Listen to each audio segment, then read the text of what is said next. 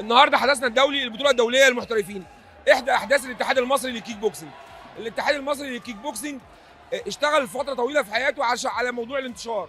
الحمد لله حققنا انتشار كبير في مصر، لعبنا في بطولات دوليه على مستوى العرب، حققنا اول عرب، على مستوى افريقيا حققنا اول افريقيا، والنهارده مرحله جديده من مراحل الاتحاد المصري للكيك بوكسنج، تنظيم احداث احترافيه لرياضه الكيك بوكسنج. ان شاء الله التصور ده هيبقى مستمر في الاتحاد المصري للكيك بوكسنج مرتين في السنه. شارك في البطوله عدد من الدول، كان معانا وفود من ايطاليا، وفود من امريكا، وفود من تشيلي، من البرازيل، من الارجنتين، من لبنان، من اليمن. الحمد لله تصور بنبداه مع بعض تحت رعايه الدكتور اشرف صبحي وزير الشباب والرياضه، وعندنا امل ان بكره يبقى افضل بكتير في رياضه الكيك بوكسنج. رياضه الكيك بوكسنج اللي مؤهله 2028 تكون احدى الرياضات الاولمبيه. كل يوم في مصر بتاخد خطوه اكبر، واحنا بنوعد كل محبين الكيك بوكس في مصر رياضه الكيك بوكس هي الاولى في الرياضات النزاليه في مصر ان شاء الله. انا سعيده جدا بتواجدي في البطوله والحدث الاحتراف الدولي للكيك بوكسنج. احنا بصدد دخول عالم الاحتراف في كل الاعمار للكيك بوكسنج زي العالم، تحت رعايه وزير الشباب دكتور اشرف صبحي. وكمان احنا بنأهل لاعيبه مصر ل 2028 للاولمبيات في المنتخبات من دلوقتي، ان هم يلعبوا ويتمرنوا في البطولات ديت، علشان ان شاء الله باذن الله احنا عندنا امل ان احنا نحقق في الاولمبياد 2028 عدد ميداليات في كل الموازين ان شاء الله باذن الله. بالنسبه للبنات احنا عندنا مشاركات بنات زادت عن السنين اللي فاتت عدد كبير، وكمان مراحل الناشئين والبراعم. الكيك بوكس بينتشر في مصر وفي كل المحافظات، اذا كان وجه قبل ووجه بحري، في الذكور والاناث بشكل كبير جدا وفعال.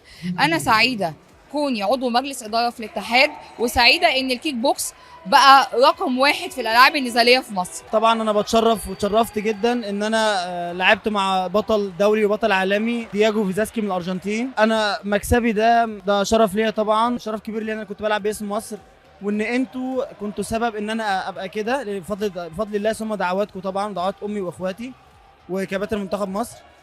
وكنت عايز اقول رساله صغيره، صدقوني تشجيعكم انتوا ووجودكم في ظهري هو ده الحافز الكبير قوي قوي قوي اللي يخليني العب. وانا كنت بلعب الماتش ده وانا رجلي ورمه، كان عندي حصل لي سبرين انكل وحصل مشاكل اول امبارح وانا في التمرين، بس السبورت اللي جالي وانا في الماتش ربنا من عليا بالسبورت ده بسببكم انتوا وسبب تشجيعكم ووقفكم جنبي انا وفي ظهري.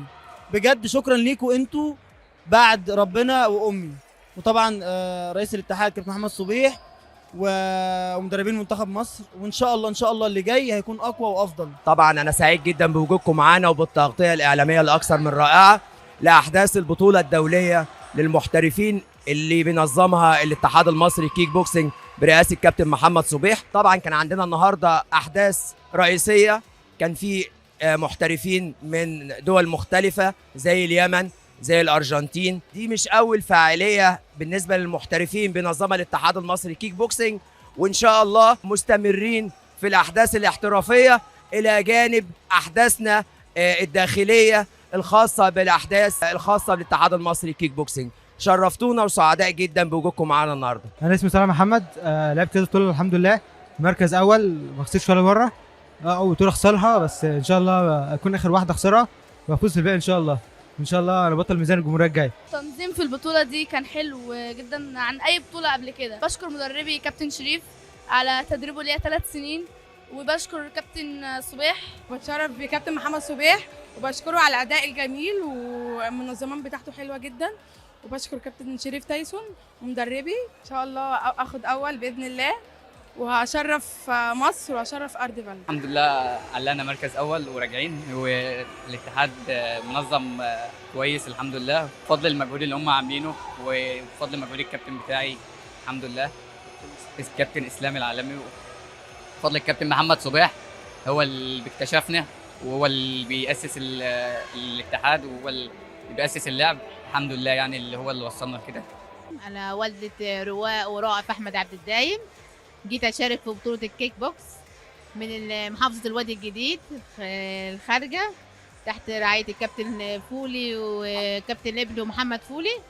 فهم اللي ساعدونا وصلنا لحد المركز هنا، وصلنا لبطوله العالم، ومبسوطه جدا وفرحانه جدا ان هم فازوا، هم الاثنين اخذوا المركز الاول. بصراحه مش هلاقي كلام اعبر بيه عن اكتر من كده والله، من كتر فرحتي ومبسوطه ان هم شاركوا في البطوله وهم فازوا، وابنائنا كلهم اللي معانا جينا معانا اغلبيتهم كلهم فازوا ما شاء الله عليهم يعني. انا اسمي رؤى احمد عبد الدايم، بلعب مركز شباب الخارجه محافظه الوادي الجديد. احساس حلو قوي، الحمد لله ربنا كرمني وفزت انا واخويا والتيم بتاعنا يعني. وبشكر الكابتن فولي ان هو ساعدنا، ان هو خلانا ما شاء الله علينا ان احنا فزنا، والتيم بتاعنا كله جاب اول، والكابتن محمد فولي برضو يعني كلهم لهم الشكر.